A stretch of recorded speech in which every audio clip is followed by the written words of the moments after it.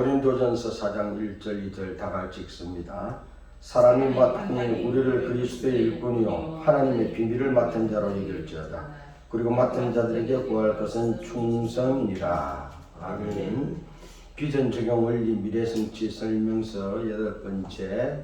오늘은 사역을 통하여 더 넓게 자라갑니다. 우리가 예수를 믿고 하나님이 창조 계획과 목적대로 나를 이 땅에 무슨 일을 하라고 보냈는지 그것을 깨닫고 이제 그것을 감당하기 위해서 먼저 성령 충만하고 하나님의 형상을 회복하고 그리고 하나님과 바른 교제를 통하여 하나님이 내 삶 위에 이루어지도록 역사하시고 인도하시고 성령 하나님이 내 안에 계시면서 내가 연약할 때마다 도와주시고 내가 또 세상에 뒷눈이 팔려가지고 바른 길 가지 못할 때마다 생각나게 해주시고 깨워주시고 그래서 우리를 주동하여 이끌어 가실 것입니다. 그리고 나서 우리가 이제 이것을 갖다가 어디서 감당할 것이냐? 이 삶의 현장에서 감당해야 됩니다. 사람들 사이에서 감당해야 됩니다. 그래서 사람들과 바른 교제를 해야 되어지는 겁니다. 사람들과 바른 교제. 그리고 나서는 이제 교회에서 제자 훈련을 통해서 우리가 믿음의 뿌리를 더 깊이 있게 자라가는 겁니다. 흔들리지 않는 태산 같은 믿음의 소유자. 누가 뭐라 그래도 흔들리지 않고 그 감당할 수 있는 제자 훈련, 주님의 제자 되시기 바랍니다. 학생들이 내어놓으면은요 불안해요. 그러나 제자는 걱정이 없습니다. 예배를 통하여 더 강하게 자라가는 겁니다. 예배를 통해서 예배 드릴 때마다 주님 만나고 한 주간의 삶의 스케줄을 주님께 내어놓고 이 주간에 요구할 겁니다. 그 주간 그 일 감당할 말씀을 받고 그리고 주님의 도우심 제3의 확신 속에서 또 한 주간의 삶을 살아서 하나님이 이렇게 해주시는구나 이 경험을 통해서 강하게 자라가는 겁니다. 경험이 없으면 강해지지 않습니다. 경험을 해야 강해지는 겁니다. 저거는 내가 아주 쉽게 했는데 다음번에 걱정 안 하는 거예요. 그리고 이제 사역을 통하여 더 넓게 자라갑니다. 우리가 이걸 갖다가 처음에 요것만 했으면은 매일 요것만 할 수 없습니다. 엄마 젖 먹을 때 하던 일하고 유치원 때 하던 일하고 초등학교 때 하던 일하고 중학생 때 하던 일하고 청년 때 하던 일하고 어른이 돼서 하는 일하고 일의 사이즈가 달라져야 되는 거예요. 예수를 믿고 30년 40년이 됐는데 전복이 때 강간신앙 때 하던 거 그거 붙잡고 있으면은요 희망 없습니다. 답답합니다. 처음에는 내가 예수 믿고 갓난아기 신앙이 있으니까 그거 붙잡고 있었지만 이제 30년 40년 믿음의 장년이 되었으면은 내 사역의 범위가 넓어져야 되어지는 겁니다. 그래서 점점 넓게 자라나야 되어지는 겁니다. 처음부터 막 큰 거 대단한 거 하려고 그러지 마시고 처음에는 예수 믿으니까 내가 내 믿음도 간직하기 힘들었는데 그래서 처음에는 내 믿음 유지하기 위해서 하는 일 그 정도밖에 신앙 간수하기 위해서 하는 그 정도밖에 못했는데 예수 믿고 30년이 됐는데도 신앙 간수도 못하고 옆에서 도와줘야 되고 권해줘야 되고 그래야 간신히 교회 오고 예배 드리고 무슨 조금만 있으면 삐져가지고 안 한다 그래서 옆에서 또 마음 다 주고 이래갖고 예수 믿어야 된다면 아버지 하나님 쳐다볼 때 얼마나 한심스럽겠습니까? 입장 바꿔 생각해 봅시다. 여러분의 자녀가 태어날 때는 똥구멍에 다 깔아주고 해줬습니다. 똥만 싸고 우루만 줘도 좋았어요. 먹으면 줘도 좋았어요. 30년이 지났는데도 똥기질 갈아줘야 되고 먹는 거 달라고 울고 있으면은요 부모 쏙 터져 죽습니다. 어릴 때는 그게 사랑스러운 자녀였지만 나이 30살이 돼가지고 그렇게 하고 있으면은 그건 사랑스러운 자녀가 아니라 왼수덩어리입니다. 왼수덩어리. 그런데 우리가 예수를 믿고 30년 40년이 됐는데도 우리 자녀가 갓난아기 젖먹이 신앙하던 그 짓을 계속해서 하고 있단 말이에요. 왜? 사역을 통하여 더 넓게 자라가지 못했습니다. 예수를 믿고 하나님은 우리를 이 땅에 보낸 하나님의 창조 계획과 목적을 따라 살 때 하기 위하여 우리를 이 땅에 보내셨습니다. 그래서 그 일 우리가 반드시 해야 됩니다. 처음에는요 내가 첫 시작이라 한 그릇부터 시작하고 조금만 묶어서 시작하지만은요 이게 1년이 지나고 2년이 지나고 10년이 지나고 2, 3년이 지나면은 자꾸 범위가 넓어지는 겁니다. 확장되어지는 겁니다. 이렇게 자라가야 됩니다. 이게 정상입니다. 그러다가 이제 노년이 되어지면은 그 분야를 두둑게 들어보면서 비전 가이드 역할을 하는 겁니다. 얘들아, 그때는 요렇게 하니까 좋더라. 이렇게 하는 거다. 할렐루야. 아멘. 그런 삶 살아가십시다. 아멘. 그래서 이제 내가 예수 믿은 지 몇 년이 됐냐 따라서 내가 어떤 신앙생활을 하고 어떤 사역을 감당해야 되는지, 사역의 폭이 얼마나 넓어졌는지, 그러면 사람을 바라보는 걸 대할 때 대하는 것도 달라져야 되는 겁니다. 처음에는 내 신앙도 간직하지 못하니까 일희일비했습니다. 막 좋아하고 막 슬퍼하고 그랬는데요. 이제 몇십 년이 지났으면은 그 정도는 뛰어넘어야 됩니다. 일희일비하는 것은요, 한 가지 때문에 좋아하고 싫어하는 건 갓난 애기가 하는 거지, 예수 믿고 20년, 30년 된 어른이, 신앙의 어른이 하는 일이 아닙니다. 그러면은 우리가 이렇게 사역을 통해서 더 넓게 자라가려면은 어떻게 해야 됩니까? 그러려면은 흔들리지 않는 신앙이 되어야 됩니다. 흔들리지 않는 신앙이 됩시다. 흔들리지 않는 신앙. 누가 뭐라고 그러면은 바람 부는 대로 이렇게 쏙 흔들리고 저렇게 쏙 흔들리고 그래 버리면은요, 그 사람 사역을 잘 감당할 수가 없습니다. 이것이 하나님이 나에게 주신 일이다. 확신이 있고 그 일을 위해서 감당하기 위해서 하나님 나를 보냈다. 이게 내가 할 일이다. 그랬으면은요, 무슨 일이 있어도 흔들리지 말고 그 일 해야 되는 겁니다. 하나님은 우리를 그냥 보내지 않으셨습니다. 분명히 맡길 일, 그 일 때문에 보내셨습니다. 그래서 고린도전서 4장에서는 이렇게 말씀합니다. 사람이 마땅히 우리를 그리스도의 일꾼이요 하나님의 비밀을 맡은 자로 여길지어다. 그리고 맡은 자들에게 구할 것은 충성이라.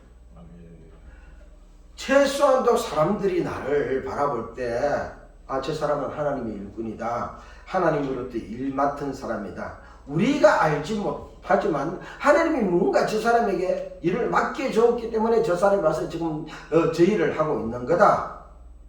인정할 수 있기를 바랍니다. 그러려면 내가 흔들리지 않는 믿음을 가져야 되어집니다. 바람이 불면 이쪽으로 흔들리고 저쪽으로 쏠려가고 그러면은요, 처음에는 저 사람 하나님 비밀을 맡은 사람인가 봐, 대단한 일을 할 사람인가 그렇게 생각하다가도 그 흔들려 가는 모습을 보면 에이, 별거 아니네. 그리고는 신뢰하지 않게 되어집니다. 우리가 살아가면서 하나님의 비밀을 맡고 하나님의 일을 맡았다고 해서 왜 비바람이 안 불겠어요? 왜 눈보라가 안 몰아치겠어요? 동일하게 그 사람에게도 비바람은 몰아치고 눈보라는 몰아칩니다. 그러나 그때 우리가 흔들리지 않는 믿음을 가지고 굳건히 자리를 지키면은요, 세상 사람들이 이 사람은 진짜 하나님의 일을 맡은 사람 맞구나 인정하게 되어지는 겁니다. 그래서 이 세상에서 살아가면서 우리를 유혹해가지고 이리 오너라, 여기가 좋다 저기가 좋다 그러면서 유혹하는 것들이 얼마나 많습니까? 자고 일어나서 눈만 뜨면은요, 우리를 유혹하는 것이 이 세상에 천지에 널려 있습니다. 거기에 흔들려서 따라가 버린다면은 그 사람은 하나님이 맡겨준 사역을 온전히 감당할 수가 없습니다.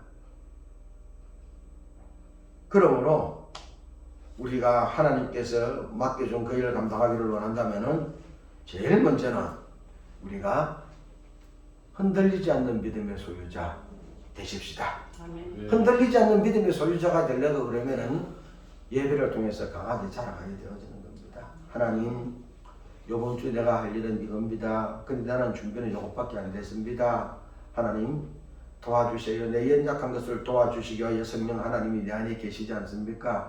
이번 주간에는 이거 도와주셔야 되겠습니다. 그렇게 주일날 기도하고 한 주간 살아보고 진짜 나는 이것밖에 준비 못했는데 성령 하나님이 도와줘서 그것을 하게 해주신 것을 체험할 때 흔들리지 않는 믿음의 소유가 되어지고, 그리고 다음번에는 그보다 더 큰 일로 도전할 수 있게 되어지는 겁니다. 아멘. 이것이 하나님이 우리에게 주시는 은혜입니다. 그래서 로마서 12장 3절은 이렇게 말씀합니다. 내게 주신 은혜로 말미암아 너희 각 사람에게 말하노니 마땅히 생각할 그 이상의 생각을 품지 말고 오직 하나님께서 각 사람에게 나눠주신 믿음의 분량대로 지혜롭게 생각하라. 할렐루야. 믿음의 분량대로 그랬습니다. 믿음의 분량대로. 그래서 우리가 흔들리지 않는 신앙이 되려면요, 내가 내 믿음의 분량을 알아야 돼요. 내가 지금 어떤 정도의 믿음의 소유자인가, 내 믿음의 분량. 다른 사람은 몰라요. 자기 자신은 알잖아요. 내 믿음의 분량이. 믿음의 분량이 어떠하냐 하는 거는요, 하나님께 예배 드리는 거 보면 알 수 있습니다. 분명히 하루 24시간에 우리에게 무슨 일이든지 일이 발생합니다. 그때 주일이라서 예배 드리는 것을 선택하느냐 아니면 세상의 일을 선택하느냐에 따라서 믿음의 분량이 다른 겁니다. 이거는 결혼식인데, 이거는 친구 만나서 놀러 가는 건데, 결혼식은 1년에 한 번밖에 없지만 예배는 매주 있으니까 이번 주는 난 결혼식 가고 예배는 빠진다. 믿음의 분량이 그만큼밖에 안 되는 거예요.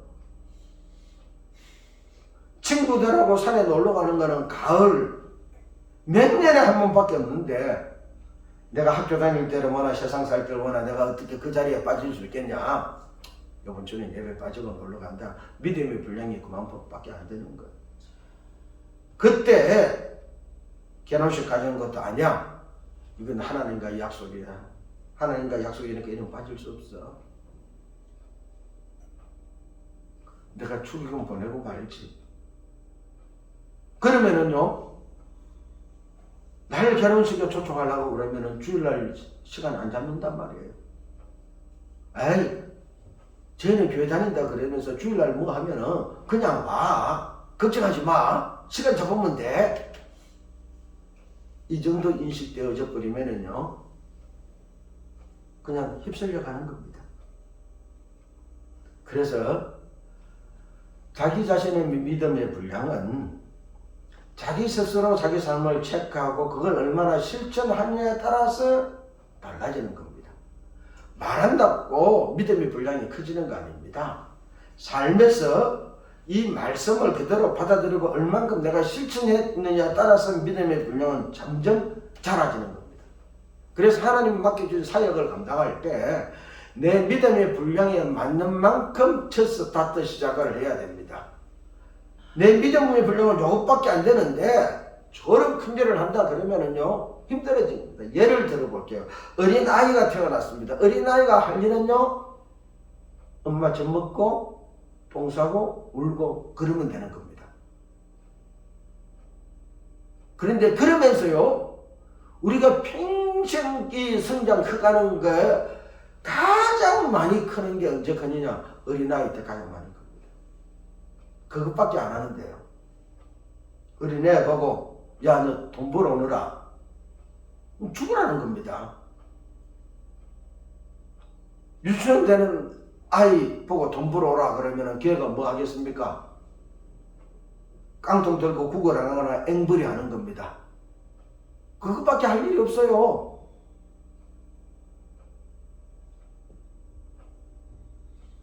그런 거 보면은요, 사람들이 그럽니다. 제 부모가 뭐 하는 사람이야? 뭐 하는 사람이 제 애를 갖다가 앵벌이를 시켜? 제 부모 멀쩡한 사람이야. 직장도 멀쩡하고 그래. 그런데 왜? 애도 돈 벌어야 되는데, 어릴 때부터 경제관념을 하고 또 자기 돈을 벌어 써야 되는데, 그래서 시킨대. 그러면 뭐라 그러겠어요? 걔 부모 미친놈가 봐. 당장 그럴 겁니다. 내가 할 수 있는 분량을 스스로 체크해야 되는 겁니다. 어릴 때는요, 돈을 벌러 쫓아다니는 것이 아니라 이 세상에 어떤 영역의 비전들이 있는지, 하나님 맡긴 사명이 있는지, 일들이 있는지 그거 탐방하고 보고 내게 있는 것이 무엇인지, 하나님이 나를 왜 보냈는지 그거 깨닫는 게 그때 할 일입니다. 그리고 어른이 되어서 감당하는 겁니다. 그러므로 내 믿음의 분량과 믿음의 시기에 따라서 해야 될 일, 할 수 있는 일이 달라지는 겁니다. 그래서 예수를 믿었으면은 일단 예배 확실히 들어서 믿음의 분량 키웁시다. 매주 하나님 요번 주는 이겁니다. 요번 주는 이런 일이 있습니다. 하나님 나 좀 도와주세요. 주일 예배 때 와가지고 하나님 앞에 그렇게 내 한 주간의 삶을 고백하고 보고하고 주님 이거는 내 삶이 아니라 하나님이 나를 이 땅에 보낸 계획과 목적대로 살아가는 것이니 성령 하나님 나 좀 도와주세요. 그렇게 믿음의 분량을 키워가면서 우리가 살아갈 때 하나님은 우리를 이끄셔서 이 땅 그 누구도 감히 범접할 수 있는 하나님이 나에게 맡긴 그 일을 훌륭하게 감당할 수 있게 됩니다. 공사장 가서 일꾼들 밥 먹는 거 한번 보세요. 한바 식당 환경 열악합니다. 그런데도요 더 딱 먹고 또 일하러 갑니다. 일꾼들은요 그냥 일하는데 힘의 에너지를 넣기 위하여 밥만 먹었으면 됐지, 라면을 끓여 먹든지 뭐 여건이 어떻든지 공사장 한켠에서 도시락을 먹든지 천막 속에서 먹든지 상관하지 않고 먹고 열심히 일합니다. 근데 일꾼이 아닌 사람들은 어떻게 합니까? 어느 집이 맛있나? 맛있는 집 찾아갑니다. 그리고 음식 평가합니다. 마치 젖먹이 신앙처럼 먹는 거 달라고 우는 애기처럼 먹는 데 민감한 사람 일하기 힘듭니다. 저는 한 가지 기준이 있어요. 내가 저 사람이 누군지 잘 모르잖아요. 근데 그 사람과 만나고 뭔가 일을 하게 되면은 같이 식당 가게 되어집니다. 식당 가서 음식 메뉴 준비시키는 거 그리고 밥 먹는 거 보면은 저는 결정합니다. 이 사람하고 내가 일을 계속 할 것인지 안 할 것인지. 먹는 데 굉장히 미식가요 민감한 사람들이 있습니다. 따집니다. 지금 우리가 먹으러 온 거 아니고 놀러 온 것도 아닌데 분명히 일하는 가운데 식사 시간 맞이했을 뿐인데 식당 선정하는 것부터 메뉴 선정하는 것부터 그리고 가서 밥 먹는 평하는 것부터 그거 보고 저는 그냥 90% 결정합니다. 아, 내가 당신하고는 요번으로서 일이 끝이다. 다시 일할 사람 아니구나. 당신은 일꾼이 아니라 어디 놀러 갈 때 먹는 거 담당하면 좋은 사람이다. 그런 사람들은요 잘 먹여줘야 됩니다. 좋은 메뉴 먹여줘야 됩니다. 비싼 거 먹여줘야 됩니다. 그리고 먹고 나서 맛이 있니 없니 막 평가합니다. 우리가 먹기 위해서 모인 건 아니거든요. 일하기 위해서 모였거든요. 그러면은 이 먹는 거는 일하기 위한 에너지를 얻기 위한 극히 일부분에 불과하지 그게 주가 아니란 말이에요. 최소한도 우리가 하나님 맡겨준 이 땅에 와서 하나님의 창조 계획과 목적대로 우리에게 사역에 맡겨준 그 일을 감당하고 하면은요 우리의 신앙이 무엇에도 흔들리지 않는 성숙한 신앙 되십시다. 그래서 자기 스스로 그걸 갖다가 점검해야 하나님이 맡겨준 일을 내가 잘 감당할 수 있냐 있지 않느냐 되어지는 것입니다. 두 번째로 이 하나님께서 맡겨준 창조 계획과 목적을 따라 사역을 통하여 더 넓게 자라가려면은요 방향이 일치해야 됩니다. 주님이 내게 주신 방향과 내가 추구하고 내가 일하는 방향이 맞아야 되어지는 겁니다. 주님은 동쪽으로 가라 그러는데 나는 서쪽으로 가면은요 찢어집니다. 안 되는 거예요. 그래서 최소한도 지금 주님은 어디를 가라고 어디를 하면서 무엇을 하라 그러느냐. 그래서 주님이 우리에게 말씀합니다. 수고하고 무거운 짐진 자들아 다 내게로 와라. 내가 너희를 쉬게 하리라. 그러면서 나의 멍에를 메고 내게 배우라고 말합니다. 주님과 같이 멍에를 메면은요 주님 바라보는 방향을 볼 수밖에 없습니다. 가다가 내가 견인지라고 이쪽에 가고 싶어서 그렇게 가도 주님과 같이 멍에를 맺기 때문에 주님에 이끌려서 그리 가다가도 다시 돌아올 수밖에 없게 되어지는 겁니다. 예수님은 수많은 사람이 예수님을 따랐습니다. 그러나 12제자를 통하여 일을 시작했습니다. 따르는 사람은 수도 없이 많았습니다. 그런데 왜 그 12만 예수님의 제자가 되고 초기 교회를 세우는 자가 되었습니까? 성격순입니까? 얼굴순입니까? 가문순입니까? 똑똑한 사람 순입니까? 키 큰 사람만 뽑았습니까? 아닙니다.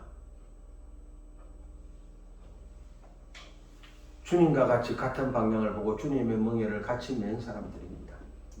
에베소서 3장 7절 말씀입니다.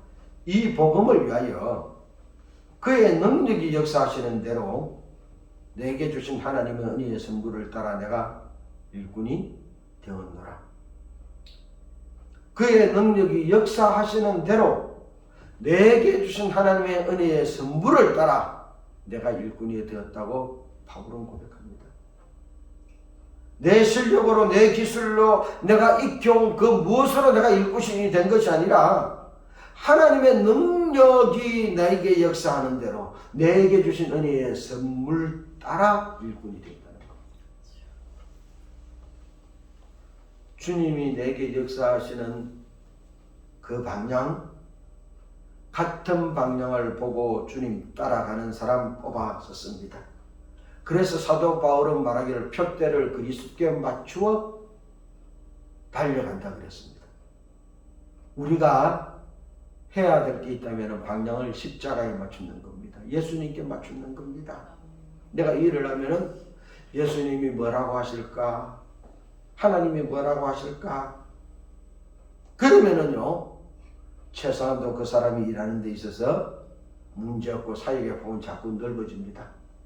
그런데 내가 예수님이 뭘 원하실까 생각하지 않고 우리 단체가 뭘 원하는지, 내가 뭘 원하는지, 내 가정이 뭘 원하는지, 그래서 그 일을 하면은요, 사역은 자꾸 좁아집니다. 우리한테 흡족하고 만족스러운 일로서 끝나버리는 겁니다. 그러나 예수님이 뭘 원하시는지 그 일을 하게 되면은 내게, 우리 가정에, 우리 집단의 만족은 좀 덜할지 모릅니다. 오히려 우리 가정은, 우리 집단은 그 일을 위해서 희생하고 헌신하고 수고해야 될지 모릅니다. 그러나 그 일을 통하여 수많은 사람들이 하나님께 영광을 돌리게 될 것입니다. 오늘 한국 교회가 왜 세상으로부터 지탄받느냐? 열심히 일합니다. 열심히 사역합니다. 문제는 그 일을 하면서 예수님이 원하시는 게 뭘까 보다는 우리 교회에 무엇이 유익되느냐, 우리 전도회에 무엇이 유익되느냐, 우리에게 무엇이 유익되느냐, 나에게 무엇이 유익되느냐, 이것이 초점이 되어지니까요, 이런 실컷하고도 욕먹는 거예요. 오히려 우리는 이 일에 있어서 한 조각의 나무가 되어서 빛을 내고 타서 없어져 버리고, 한 줌의 소금이 되어서 녹아서 맛을 내고 없어져 버리고, 그래서 누가 했는지도 모르게 사라져 없어져 버리지만 빛이 나고 맛이 나게 되어진다면요, 세상 사람들이 그것 보고 하나님께 영광을 돌리고 그것 보고 예수님 찾아오게 되어집니다. 이것이 주님이 우리에게 주시는 방향입니다. 디모데전서 4장 6절 말씀입니다. 네가 이것으로 형제를 깨우치면 그리스도 예수의 선한 일꾼이 되어 믿음의 말씀과 네가 쫓는 선한 교훈으로 양육을 받아라. 믿음의 말씀과 네가 쫓는 선한 교훈으로 양육을 받을 때 우리가 주님이 보는 방향과 일치된 한 방향으로 나가게 되어집니다. 이 세상의 어떤 철학과 방법으로 주님의 방향을 찾을 수가 없습니다. 내가 살아온 삶의 습관으로 주님의 방향을 찾을 수가 없습니다. 하나님의 말씀입니다. 디모데후서 2장 15절 말씀입니다. 네가 진리의 말씀을 옳게 분별하여 부끄러울 것이 없는 일꾼으로 인정된 자로 자신을 하나님 앞에 드리기를 힘쓰라 그랬습니다. 진리의 말씀을 옳게 분별하여 부끄러울 것이 없는 일꾼. 하나님의 말씀을 옳게 분별하면은요, 주님과 같은 방랑복이라 하게 되어집니다. 저는 머리도 나쁘고 잘 몰라서 주제를 가지고 성경을 잘 읽습니다. 성령을 주제로 성경을 몇 번 읽었고요. 그래서 쭉 성령에 대해서 놓은 걸 구절을 갖다가 뽑아가지고 그걸 가지고 교재를 만들어서 신학교 강의도 하고 집회도 하기도 하고 전도에 대해서 그렇게 하기도 하고 그러다가 또 초기교회 하도 그래서 사도행전을 갖다가 수백 번을 읽었어요. 사도행전 수백 번. 하루에 한 번도 읽고 두 번도 읽고 한 절 한 절 손가락으로 짚어가면서 기도하면서 그래서 하나님이 교회를 어떤 방향을 원하시는지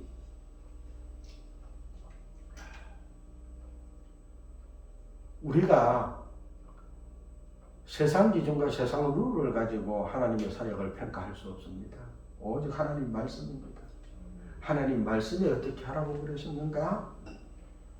그때 방향이 일치하게 되어지고요. 우리가 그 일을 잘 감당할 수 있는 사람이 되어집니다. 살다 보면은 우리에게 삶의 그림자가 생길 수밖에 없습니다. 힘이 듭니다. 어렵습니다. 해가 지면은요, 그림자는 다 길어집니다. 그러나 그 그림자를 갖다가요, 없앨 수 있는 방법은 간단합니다. 방향을 돌려서 태양을 쳐다보면은요, 그림자는 내 뒤로 사라져버립니다. 내 앞에 그림자 길게 늘어났다고 원망하지 말고, 내가 예수님 향하여 방향을 돌려서 주님 바라보면은요, 그림자는 뒤로 사라지고, 의의 태양이신 주님의 능력 받아서 주님과 같이 그 일 감당하게 될 것입니다. 세 번째로, 비전을 적용하여서 넓게 자라가려면, 이 사역을 넓혀가려면 끝까지 남아 견뎌야 됩니다. 수많은 사람이 예수님을 따랐습니다. 그런데 왜 12만 끝까지 남았습니까? 도중에 바쁜 일이 있어서 가버린 사람, 처음에는 좋다고 왔지만 자기 마음에 들지 않는다고 가버린 사람, 더 좋은 것이 있어서 가버린 사람, 그 모습 보고 주님이 제자들에게 너희도 가려느냐 그랬습니다.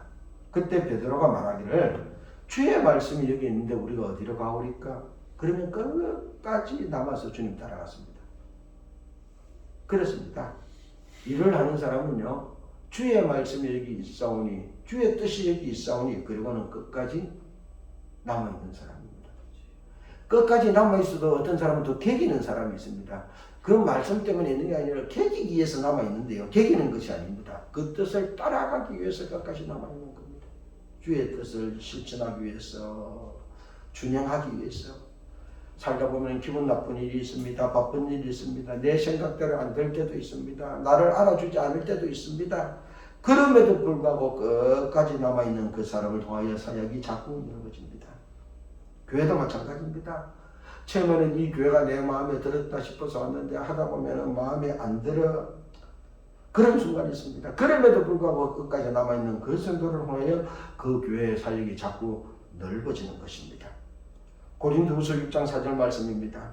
오직 모든 일이 하나님의 일꾼으로 자천하여 많이 견디는 것과 환난과 궁핍과 고난과, 많이 견디는 것과 환난과 궁핍과 고난과. 고린도서 11장 23절 말씀입니다. 그들이 그리스도의 일꾼이냐 정신없는 말을 하거니와 나는 더욱 그러하도다. 내가 수고를 넘치도록 하고 옥에 갇히기도 더 많이 하고 매도 수없이 받고 여러 번 죽을 뻔하였어. 사도 바울이 많이 견뎠다 그랬습니다. 환난과 궁핍과 고난을 더 많이 견뎠다 그랬습니다. 그래서 수고를 더 넘치도록 했고 옥에 갇히는 것도 내가 더 많이 했고 매도 수없이 더 맞고 여러 번 죽을 뻔하게 됐다는 겁니다. 그러나 그럼에도 불구하고 하나님이 나를 이방인들에게 복음 전하기 위하여 택한 그러시기 때문에 내가 떠나지 않고 끝까지 견딘다는 것. 이 일을 할 때 어려움이 없기 때문에 견디는 것이 아닙니다. 끝까지 남아있는 게 아닙니다. 일이 막 잘 돼서 박수치고 그래서 끝까지 남아있는 게 아닙니다. 하나님이 맡겨주신 그 일을 감당하기 위해서 더 많이 매도받고 더 많이 감옥에 갇히고 더 많이 환난을 받았고 더 많이 어려움을 겪었지만 그럼에도 불구하고 그것이 하나님이 자기에게 맡겨준 사명을 감당하는 과정에 일어나는 일들이기 때문에 견디고 남아있다는 것입니다. 많은 사람들이 착각합니다. 예수 믿고 내가 믿음으로 살았으니까 이제 힘들고 어려운 일은 없을 거야. 탄탄히 들어와 열릴 거야. 그래서 환난과 걱정과 이런 다 사라져. 아닙니다. 그 사역을 감당하기 위해서 다른 사람들보다 더 많은 환난을 당할 수도 있고 더 많은 어려움을 당할 수도 있고 더 많이 감옥에 갇힐 수도 있고 더 많이 고통을 당할 수도 있습니다. 그럼에도 불구하고 이것이 하나님이 나에게 준 사역에 감당하는 과정에 일어날 일입니다. 믿음으로 인정하고 끝까지 견딜 때 그 사람을 통하여 사역의 폭이 넘어갑니다. 사도 바울이 그렇게 넓힌 사역의 폭이 유대를 벗어나 아시아 로마에게까지 복음이 전파되고 오늘 우리에게까지 복음이 전파되는 그런 시초가 되었습니다. 하나님은 우리를 하나님의 영광을 위해서 더 넓게 쓰시기를 원하십니다. 마지막으로 우리가 그리스도의 군사가 되어 있을 때 불가능은 사라지고 사역의 폭은 더 넓어집니다. 일꾼들 중에요, 일을 시켜놓고 보면은 품삯이 아까운 사람이 있습니다. 요런만 피우고요, 주인이 보면 하는 체 하고 안 보면 안 하는 체 하고.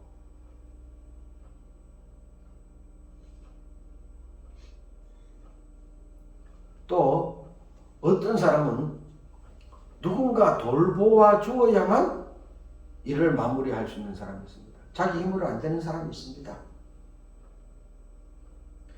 예수님이 베네산에 올라갔을 때 베네산 아래에 제자들이 귀신 들려서 아이를 물에도 불에도 막 집어 던지고 그 아이 데려온 아버지 그 아이의 귀신을 쫓아내 주지 못했습니다.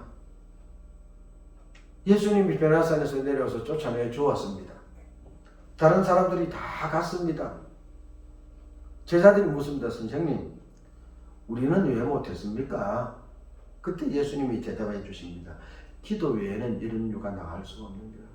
기도라 그랬습니다.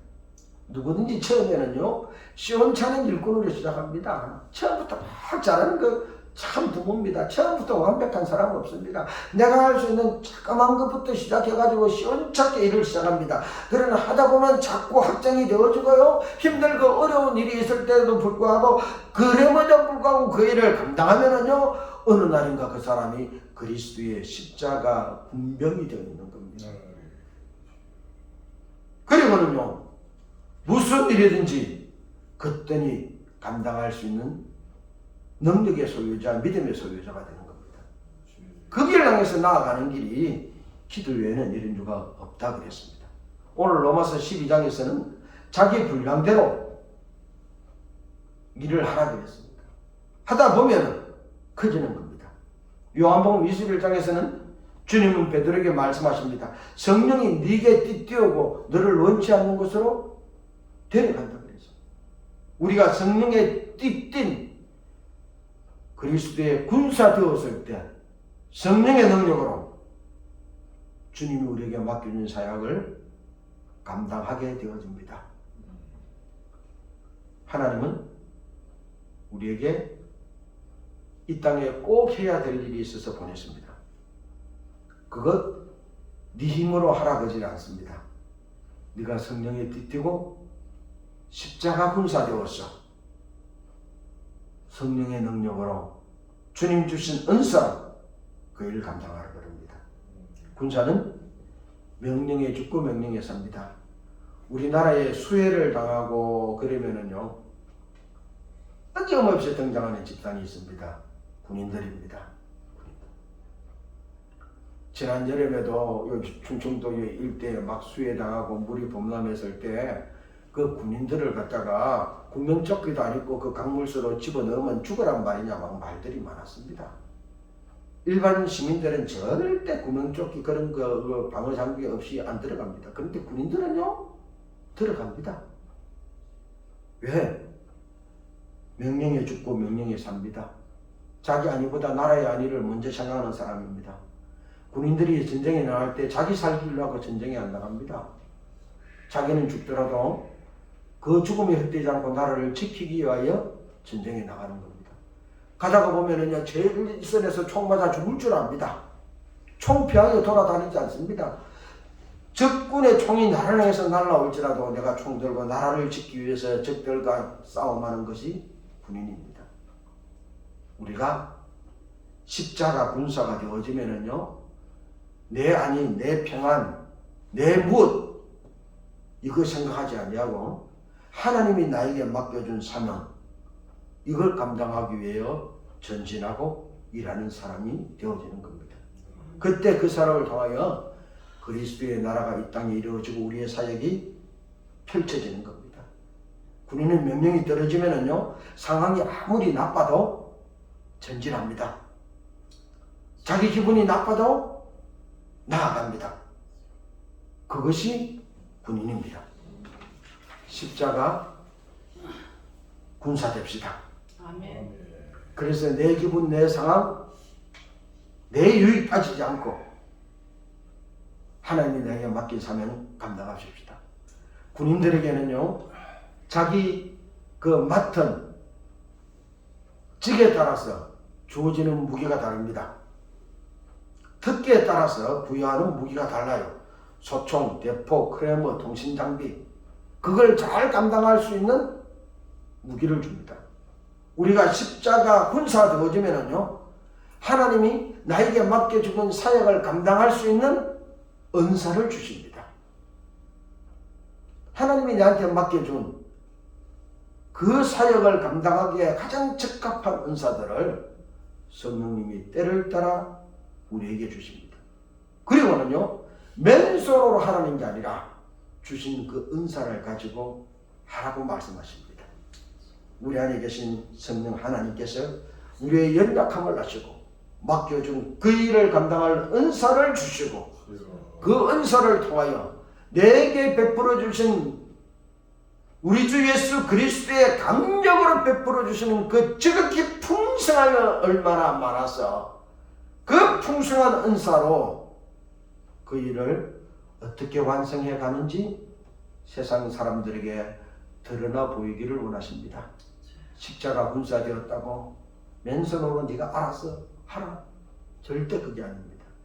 내 안에 계신 성령 하나님이 은사 주셨어.